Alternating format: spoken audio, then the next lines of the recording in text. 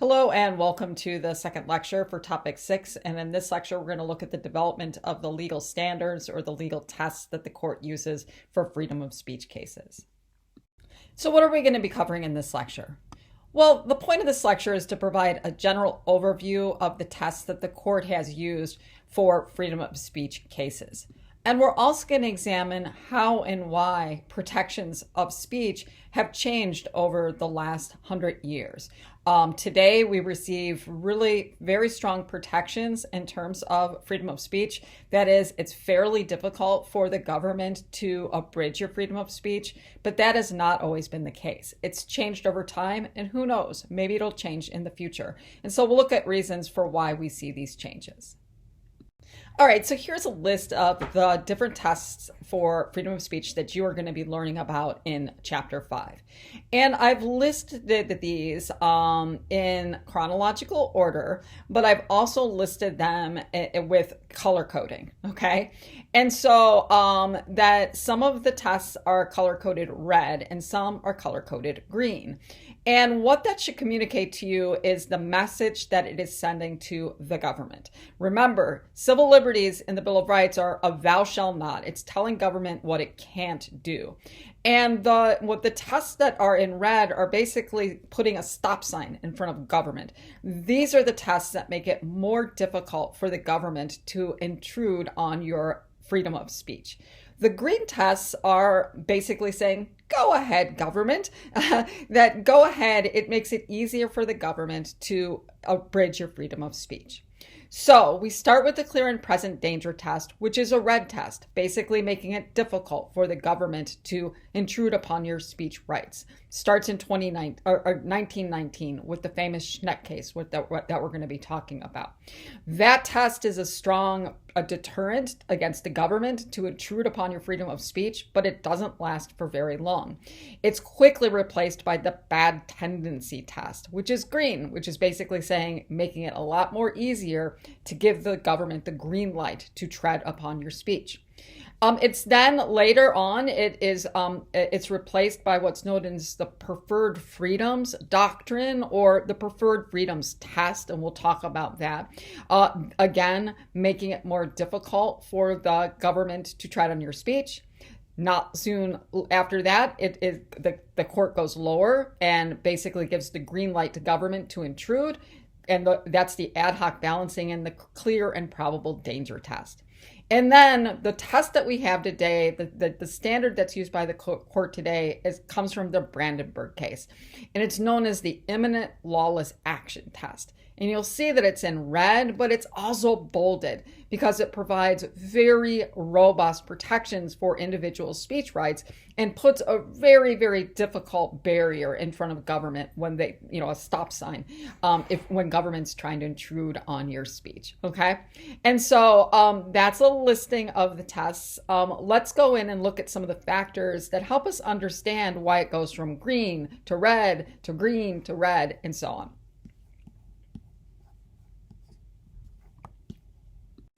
All right, when it comes to the test or the legal standard that the court uses for freedom of speech, we see some trends in terms of the approach that the court takes. One major trend has to do with the conditions that are taking place within the United States or within the world, and particularly conditions as they relate to war. So as it says there, in general, during times of war and conflict, the court is more likely to allow the state to restrict speech in the name of ensuring national security, okay? In other words, that during times of war, during times of crisis, the court is becomes more concerned about the impact that speech may have on order and have on national security, the impact that speech may have on patriotism, particularly if the speech is, criticizing the conduct of the United States. And so that's why I have the war and conflict in green, because basically the court is giving the state more of a green light to curtail speech. On the flip side of that during times of peace and prosperity, the court is less likely to permit the state to restrict speech because they're less concerned with the impact of the speech. And so when we're at peacetime, when there isn't a lot of conflict going on in the United States or the world, the court is more likely to let people express themselves, more likely to allow people to join parties that might be seen as a threat to the social order in the United States, political parties, engage in speech that is critical of the government and the critical of certain policies that the government is pursuing, because there's not as much at stake, because it's a time of peace, so that those words are likely to have less of an impact on the safety and the security of the United States. And that's why I have it in red, because it's a red light to government. So during times of peace and prosperity, the court is putting a stoplight in front of the state, basically saying, nope, we're not going to let you trample on people's freedom of expression.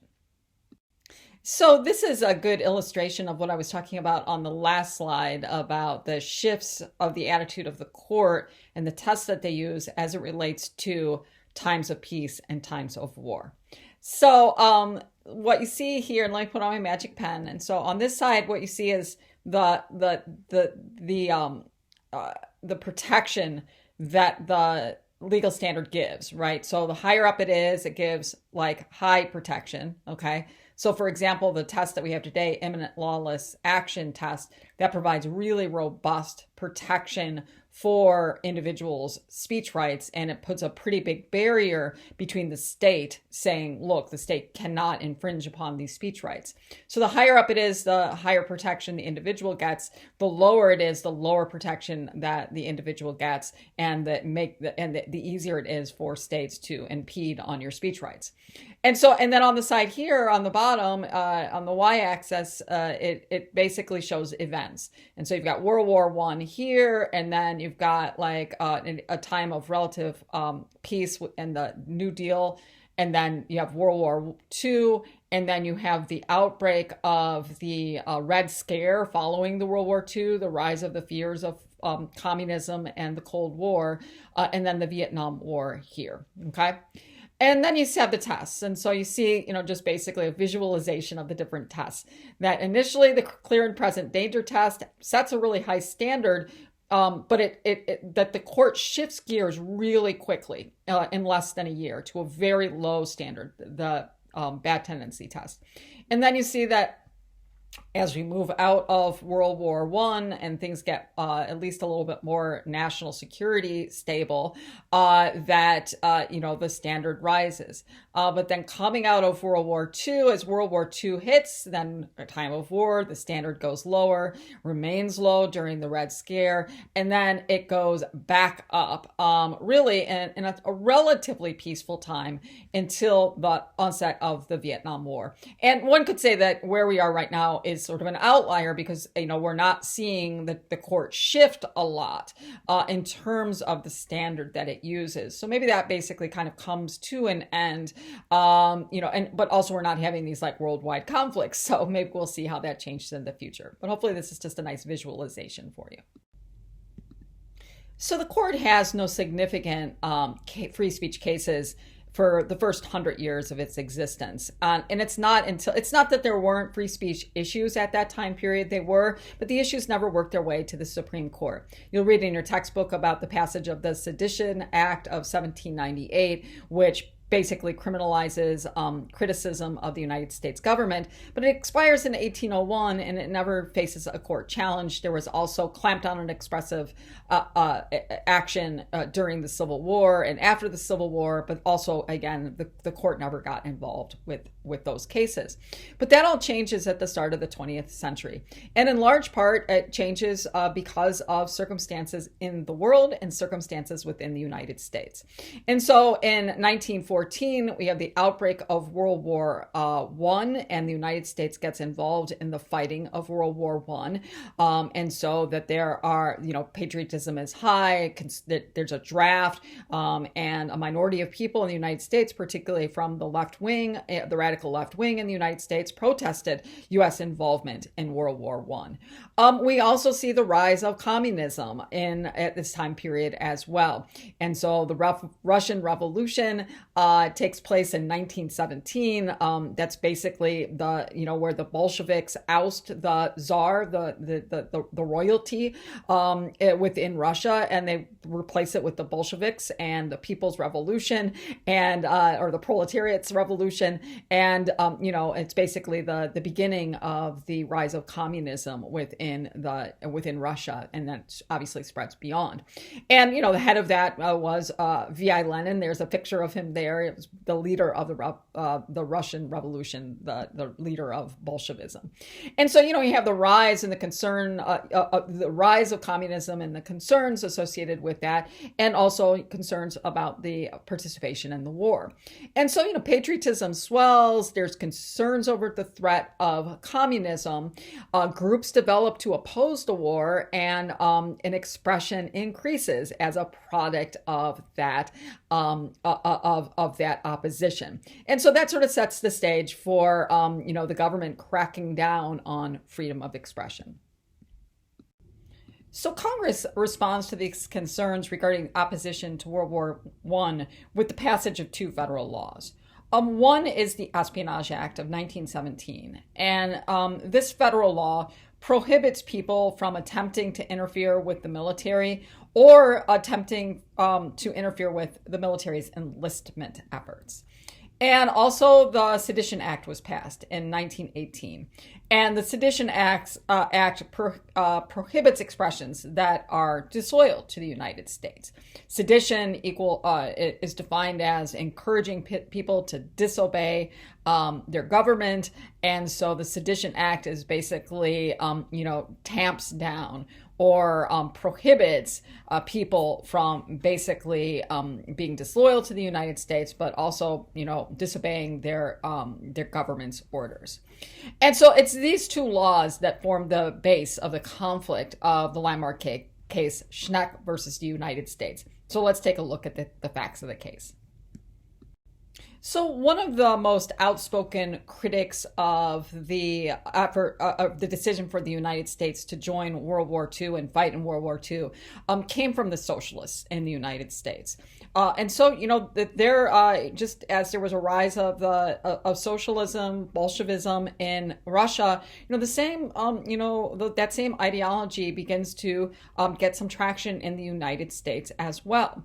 And, it really began to get traction during World War I because socialists argued that World War I was a war of imperialism, that it was basically a fight between countries within Europe in order to basically get enough power so they could continue colonizing other countries.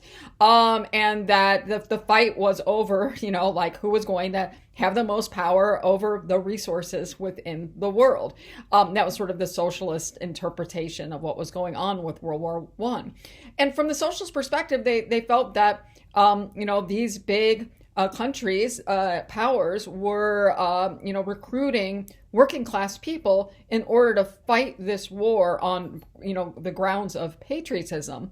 But really, it was just a way of using working class people to fight wars in order to satisfy the demands and concerns of the capitalist class. So sort of a socialist interpretation of World War I. And so there were socialist parties in the United States at this time. And Charles Schneck from Schneck v. U.S., the United States, he was a member of the Socialist Party of Philadelphia. In fact, he was the general secretary of the Socialist Party of Philadelphia. So he had a pretty big role in that party.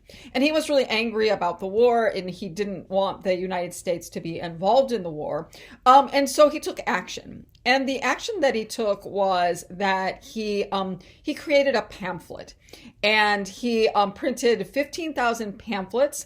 And the point of the pamphlet was to urge resistance to the draft.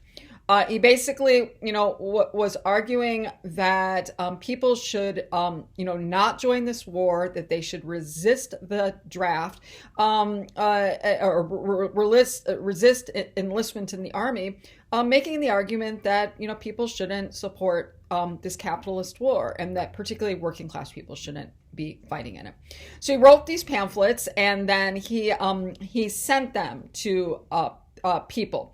And the people that he sent them to were the men whose names were listed in the local Philadelphia paper as having been called and accepted for military service. Okay. So basically that was a sort of a tradition that when you were called up for military service, they would put your names in the newspaper, basically saying that these people are going to go off and fight the war.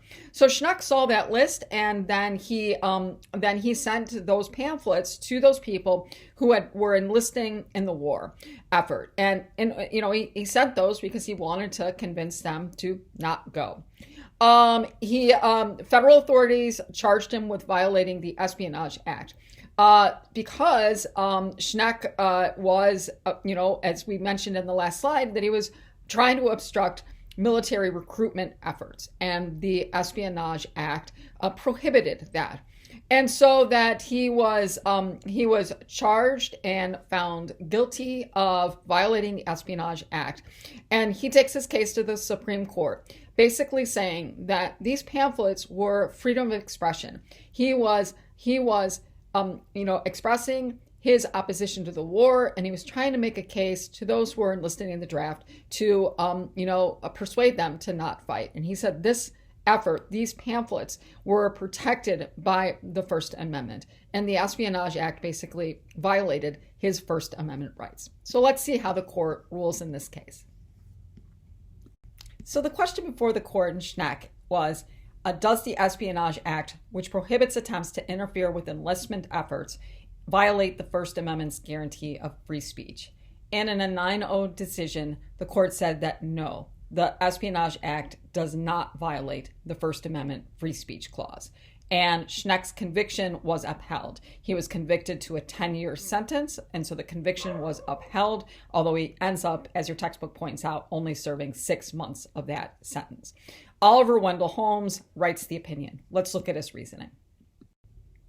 In the court's decision in Schneck, Justice Oliver Wendell Holmes writes that the question in every case is whether the words used are used in such circumstances and are of such nature as to create a clear and present danger that will bring about the substantive evils that Congress has a right to prevent. And so, Congress, the substantive evil is convincing people to not fight the war.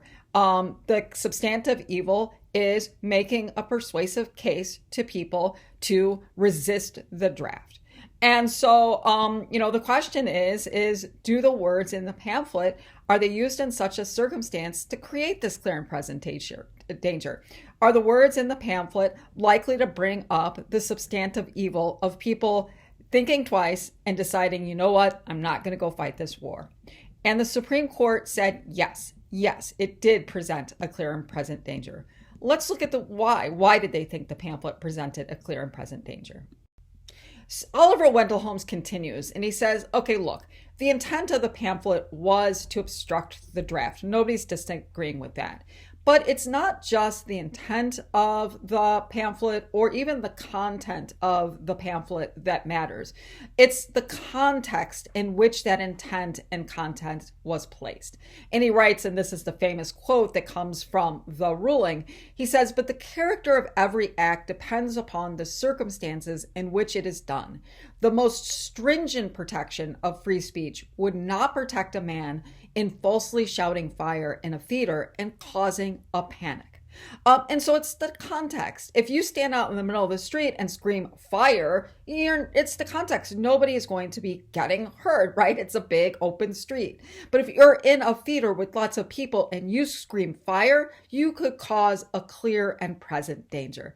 And so the court said, in the context of this wartime, in this context of where we are trying to get people to abide by the law and sign up to fight the war, that given that this is a time of war, that these pamphlets are likely to bring about the danger the Espionage Act is designed to prevent. And that's why they affirmed Schneck's conviction. All right, so why is Schneck an important case?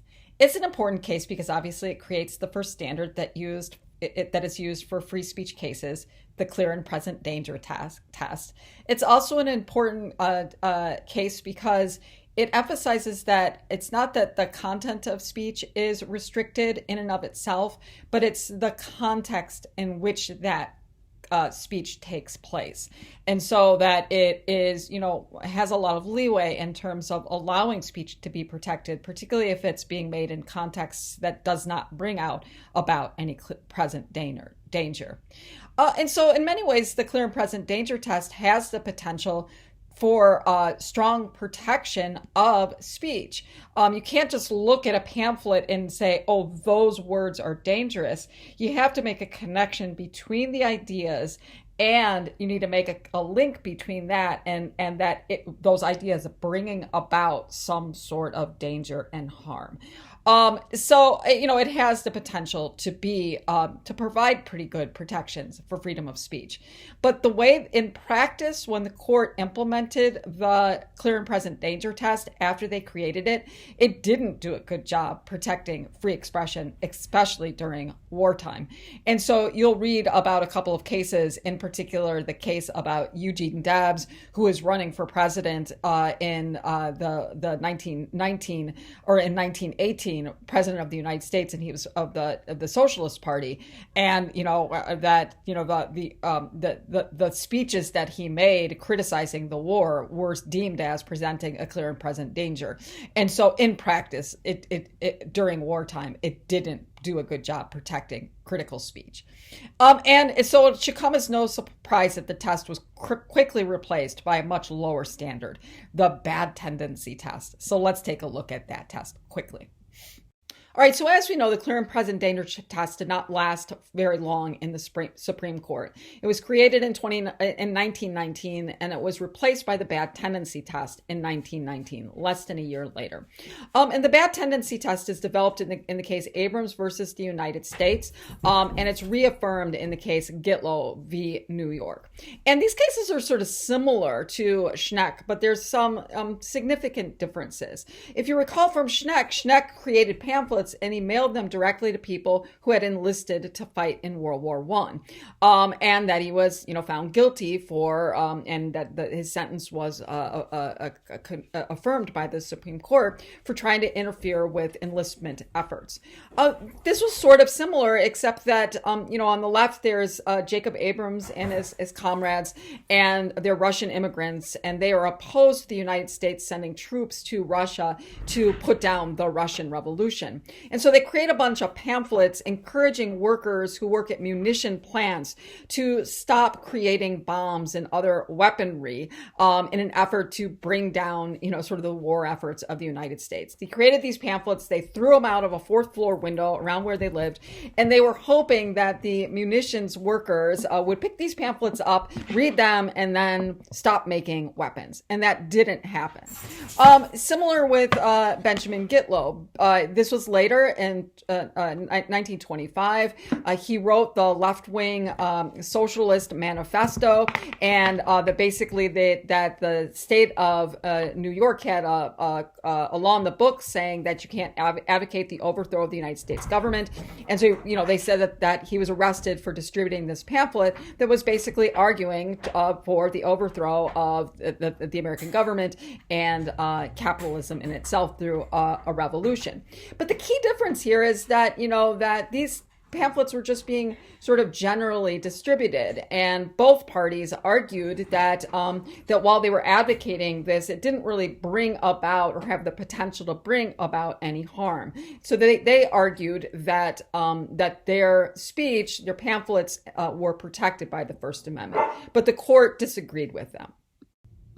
Now, if the court had applied the clear and present danger test in Gitlow and Abrams, it is unlikely that the convictions of Abrams and Gitlow would have been upheld because there was no clear connection between the speech and danger. But using the bad tendency test, the court affirmed those convictions. And so how are they able to do this? Well, in the bad tendency test, you no longer have to demonstrate that speech brings about an immediate danger. You had to do that in the clear and present danger test, but not in the bad tendency test.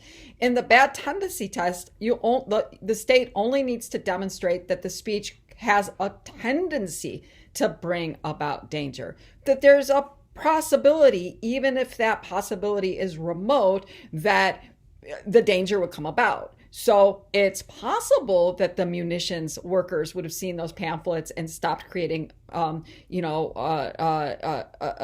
weapons of war. Didn't happen, but it could have. It's possible that somebody would have read the left-wing manifesto and overthrown capitalism. It didn't happen, but it could. And they said that's all that it takes. It's just the possibility that it could happen that gives the state the power to suppress speech. And there's the great quote from Gitlow, from Justice Sanford, that says, "A single revolutionary spark may kindle a fire that, smoldering for some time, may burst into a sweeping and destructive conflagration," right? A huge fire. And so it's like, now you want to keep in mind, so first, that the bad tendency test gives the green light to the state to suppress speech. I mean, this is such a low test that basically any speech that the state disagrees with can be suppressed. But do note that Justice Holmes strongly dissented and disagreed with the bad tendencies test. That basically that he saw this new test is quite dangerous to our First Amendment rights. While there may have been support during war for allowing such ease in suppressing speech, that begins ending when a time of peace comes about in the United States in the 1930s and into the 40s before World War II. It's not just peacetime that brings about this change in wanting to have a more robust protection of speech rights.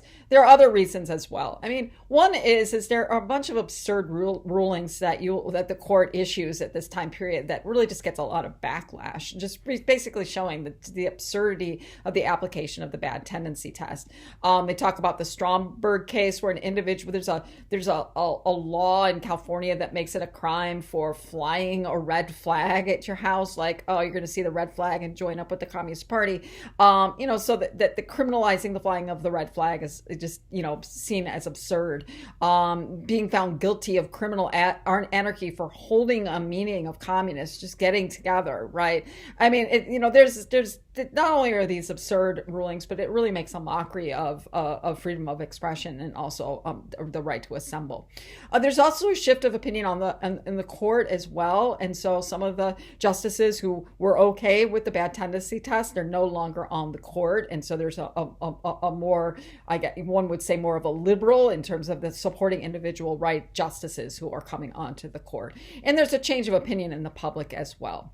So in response, the court reconsiders the level of protection that speech gets and in a free society. And it is brought together in what's known as the preferred freedoms doctrine. So let's take a look at that. So the Caroline Products case is a really interesting case because it tells us a lot about the future approach, or at least the contemporary approach that the Supreme Court's going to take to protecting speech rights.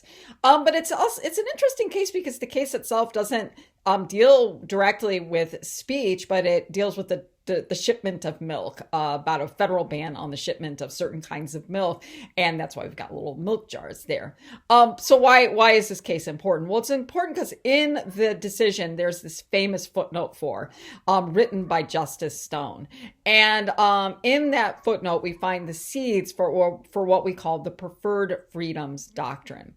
And what the preferred freedoms doctrine, and these seeds are in this footnote, what it's basically saying is that when the state law conflicts with the liberties that are outlined in the Bill of Rights, that the court really needs to assume that the law is unconstitutional.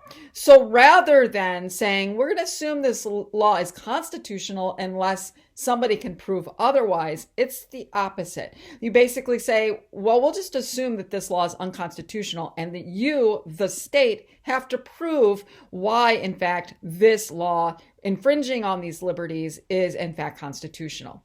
So it places the burden of proof on the state, and the state has to demonstrate why this law is in fact constitutional. So again, it kind of opens the door for a more robust protection of civil liberties. It also says that the judiciary has a special responsibility to defend these rights, and that the court should pay special attention to these liberties. And I think that's a reflection too of like when we were talking about incorporation. And when we were talking about incorporation, there comes this point where we say, well, which liberties should be incorporated to the states? Well, it's those liberties that are like fundamental to living in a democratic society. So it's kind of a reflection of that. That's saying that there's some liberties that are so important that they should become front and center in the activities of the court.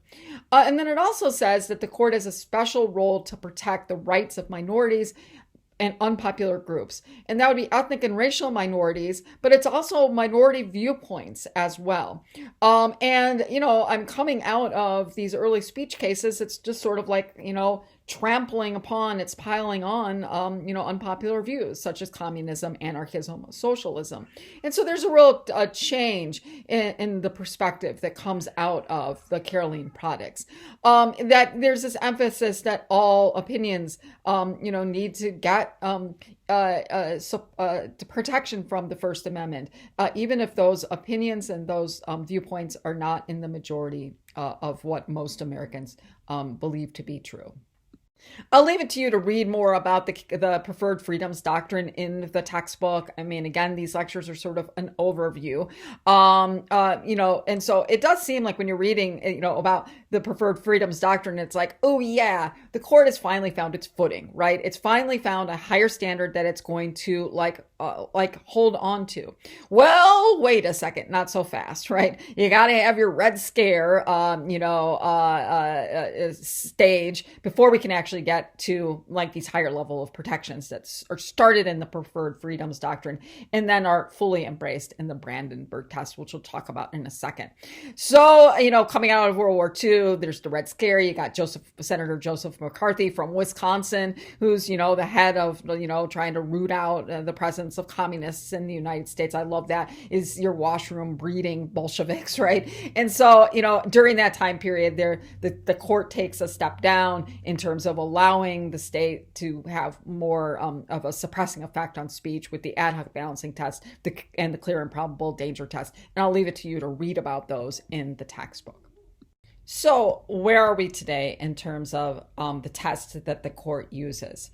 Well, by the late 1960s, the court returns to a much stricter standard, providing much greater protection for political speech. And it creates what's known as the imminent lawless action test. And that's the test that is still used by the court today when it comes to evaluating political speech. The test is developed in the case Brandenburg v. Ohio. It's a 1968 case. And as the picture up there can tell you, that this is a case about the speech rights of an Ohio Ku Klux Klan leader whose name is Clarence Brandenburg. Thus his name in the title there. And so, the facts of this case are that this guy's 48-year-old television repair shop owner. He's the leader of the Ku Klux Klan. And actually that picture is from the 1960s. And, oftentimes we sort of think about the Ku Klux Klan being in the South. But the Ku Klux Klan was alive and well in Midwestern and northern states. And so that's a picture of the gathering of an Ohio and Illinois group of members of the Klan. And there were like 30,000 people that were present there. And, I don't know if Clarence Brandenburg was there, but I mean, the Klan was alive and well at this time. And so he has a rally, the Klan, the Ohio branch of the KKK has a rally in the summer of 1964 to celebrate white supremacy. And Brandenburg gets on the television and he says, if our president or Congress or our Supreme Court continue to suppress the white Caucasian race, it's possible that there might have to be some revengeance taken, indicating that, that they were going to like actually go to DC and actually take action if Congress does not, embrace white supremacy. Okay. Well, the state of Ohio arrests Clarence Brandenburg because they basically say that what he was saying on the TV about taking some revengeance on Congress if Congress doesn't stand up for white supremacy. They basically said that was a violation of the Ohio criminal syndicalism law, basically saying that it's a crime to advocate for certain kinds of criminal acts, violence, terrorism. You can't advocate for that. They basically said that he was advocating for that.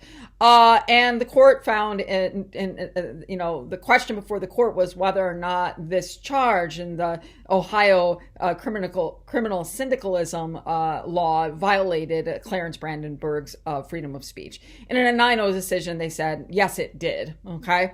And you can read more about the case in the book, although they don't really talk a lot about the Brandenburg case, more the test. Now, the cynic in me thinks that, when it comes to anarchists and communists and socialists speaking their mind, the court is pretty eager to curtail that speech. But when it comes to white supremacists and members of the Klan, well, we're going to protect the speech rights. That's the cynic in me. The less cynical person in me realizes that in the 1970s, there is this move to just have a much more robust protection of speech expression, even if that means protecting the abhorrent speech of the members of the Ku Klux Klan. So why is Brandenburg versus Ohio important? It's important because it sets a very high standard for protecting speech, and it's still the standard that's used today. It embraces some of the principles that are outlined in the footnote 4 in Caroline Products, in particular that when looking at laws that curtail speech, the court will apply strict scrutiny to the law. That means that they assume that the law is unconstitutional, and the burden is placed on the state to prove that the constitutionality of the law.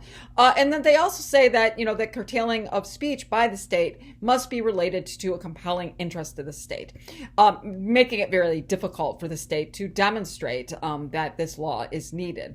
Strict scrutiny often is referred to as being strict in theory but fatal in fact. That means that most laws that wherein strict scrutiny is applied are found to be unconstitutional. It's also important because it creates the imminent lawless action test, also known as the Brandenburg test. And there are 3 elements of the test. Basically, that the state has to demonstrate that when this person was engaging in this speech act, that they must be urging others that it is their duty to resist law, that they have to show that this resistance of law is likely to happen, that there's a high probability that when somebody is saying that you should overthrow the state, or that you should, overthrow capitalism, or that you should go and, to Congress and, bring about revengeance on them, that there is, that resistance to the law will actually happen, and that it's going to happen imminently, that the resistance will take place not in the distant future, but it will take place imminently. And that's why it's called the imminent lawless action test.